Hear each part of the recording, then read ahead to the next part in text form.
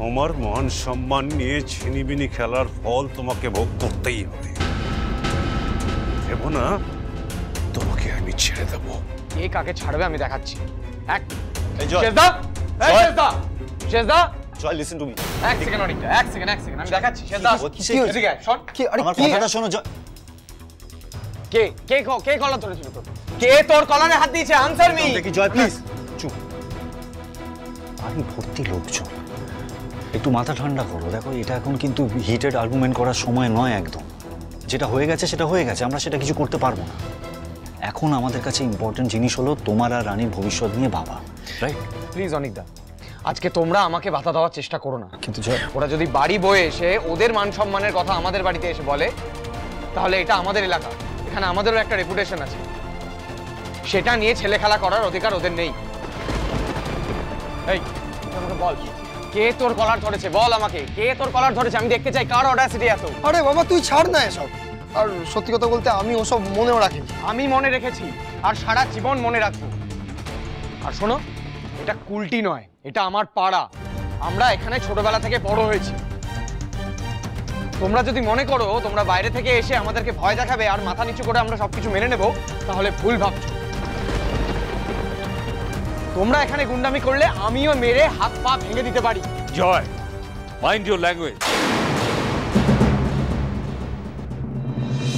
তুই যে একজন ডাক্তার, একটা গুন্ডানোস, সেটা ভুলে যাচ্ছিস? চুপ কর, কি অবস্থা করছে বলতো? দয়া করে আপনারা শান্ত হন। আরে এদের সাথে ভদ্র ব্যবহার করার তো কোনো প্রশ্নই ওঠে না জেম্মা। রানীর পালানোতে আমার হাত আছে কি না, রানীকে আমি প্ররোচিত করেছি কি করিনি সেটা না জেনে ওরা শেষদাকে ভয় দেখিয়েছে, ইনসাল্ট করেছে। কেন? হ্যাঁ, যা ইচ্ছে তাই করবে আর পার পেয়ে যাবে। দুর্জয় সেনগুপ্তর রূপ দেখলে না সব তেজ বেরিয়ে যাবে। কি হচ্ছে কি জয়? এবার থাম। এই যে কি রূপ দেখাবে ভাই?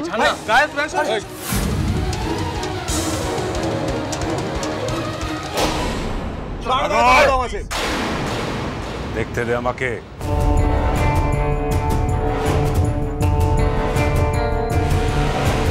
দেখি এই ছোকরার কত দম আছে। বিশ্বনাথ দেবরায়কে চেনো তুমি? যারা কুলটি কাপে আমার নামে। দেখতে চাও আমার সেই রূপ? কি দেখাবেন? হ্যাঁ দেখান, কোন রূপের ভয় দেখাচ্ছেন বাবা? তারপর আপনারাও দেখবেন এই কলকাতার ছেলে কি করতে পারে। উল্টিতে গিয়ে আমার শেষদার গায়ে হাত তোলার সময় আপনাদের যেমন খেয়াল ছিল না, সেরকম আমিও আপনাদেরকে উচিত শিক্ষা দেওয়ার সময় পিছপা হব না।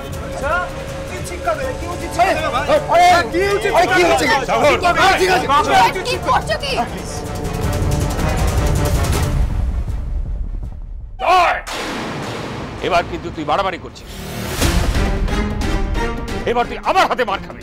এই তো আপনার মেয়ে নিয়ে যেতে এসেছিলেন তো, এই তো নিয়ে যান, নিয়ে যান আপনার মেয়েকে, নিয়ে যান।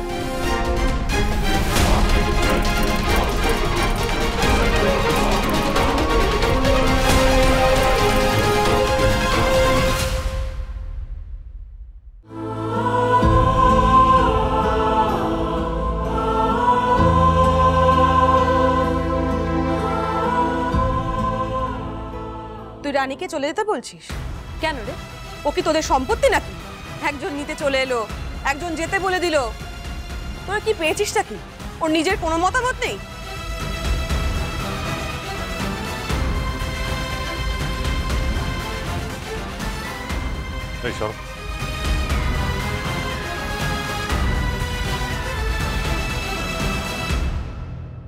এটা কি মামনি? তোমার কপালে সিঁদুর কেন?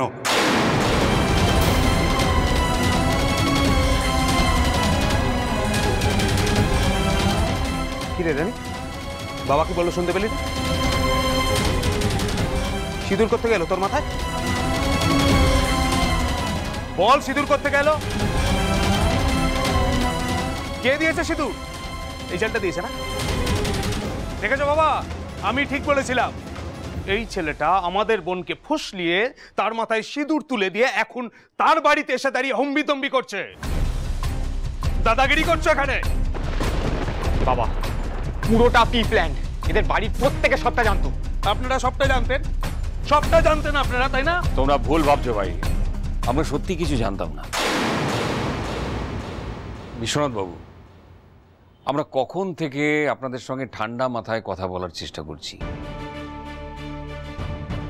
আপনারা তো কথা শুনতেই চাইছেন না। আমরা তো একটা ভদ্র পাড়ায় থাকি, এখন যদি এইসব ব্যাপার পাড়া প্রতিবেশী এরা যদি জেনে ফেলে তাহলে বুঝতেই পারছেন, তার থেকে ঘরের ব্যাপারটা যদি ঘরের মধ্যেই মিটিয়ে নেওয়া যেত আর কি। দেখুন, দুর্জয় আর রানীর বিয়েটা যখন হয়েই গেছে তখন তো আর মাথা গরম করে কোনো লাভ নেই। তাই আপনাদের কাছে অনুরোধ করছি, দয়া করে ঠান্ডা মাথায় এখানে বসুন, আমরা বসে আলোচনা করি বিষয়টা নিয়ে। জয়, তুইও নিজেকে কন্ট্রোল করা বলে দিচ্ছি। এখানে এসে তুই বিয়ে করে নিলি মামুনি? পারলি? বাড়ি ভর্তি লোকজনের সামনে তুই আমার মাথা হেড করে দিয়ে একটা বিয়ে থেকে পালিয়ে এলি, এখানে এসে বিয়ে করবি বলে? এই ছেলেটাকে বিয়ে করবি বলে গোটা কুটির লোকের সামনে তুই আমাকে এইভাবে ছোট করলি বাবুনি?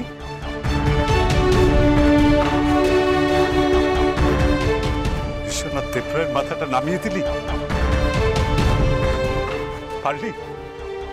পারলি তুই এটা করতে বাবুনি?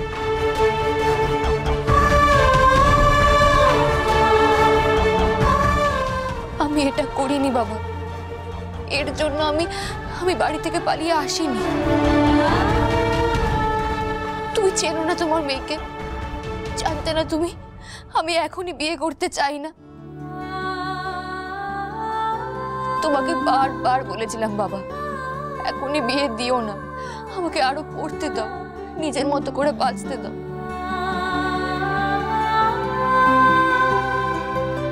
কেন দিলে না বাবা, কেন দিলে না? কেন বিশ্বাস করলে না যে বিয়ে ছাড়া একটা মেয়ের আরো অনেক কিছু করার আছে?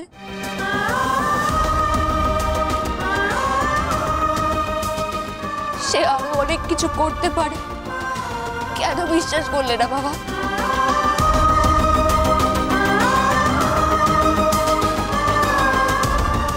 রায় বাড়ির ছেলেকে বিয়ে করে শ্বশুর বাড়িতে গিয়ে আমি আমার পড়াশোনা, ডাক্তার হওয়ার স্বপ্ন স্যাক্রিফাইস করে সুস্থভাবে বেঁচে থাকতে পারতাম না বাবা।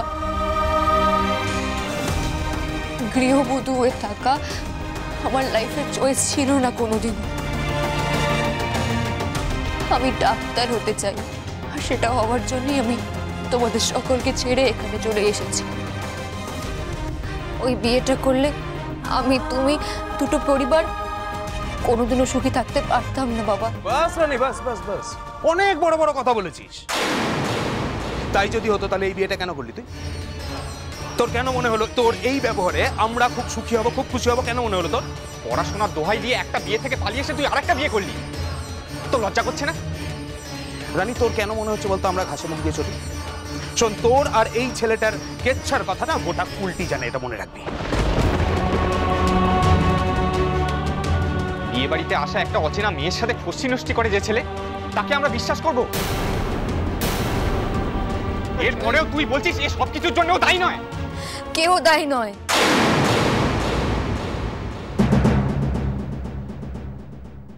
আমার পালিয়ে আসার জন্য দুর্জয় বা এর বাড়ির কেউ দায়ী নয়।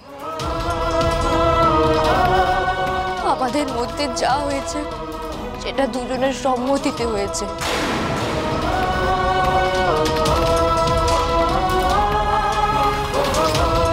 এই পালিয়ে আসার দায় আমার একার।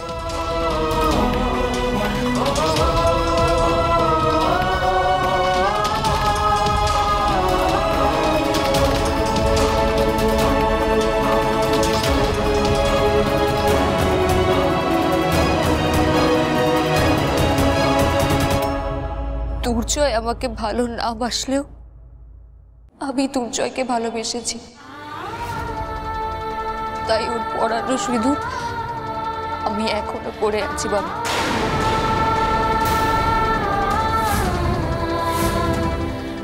এটা আমি বুঝবো না, কোনো ভুল হয়ে থাকলে সেটা আমি করেছি। সূর্যয় বা ওর পরিবার এর সাথে কোনোভাবেই যুক্ত নয়, তাই ওদের সঙ্গে তোমরা প্লিজ খারাপ ব্যবহার করো না বাবা,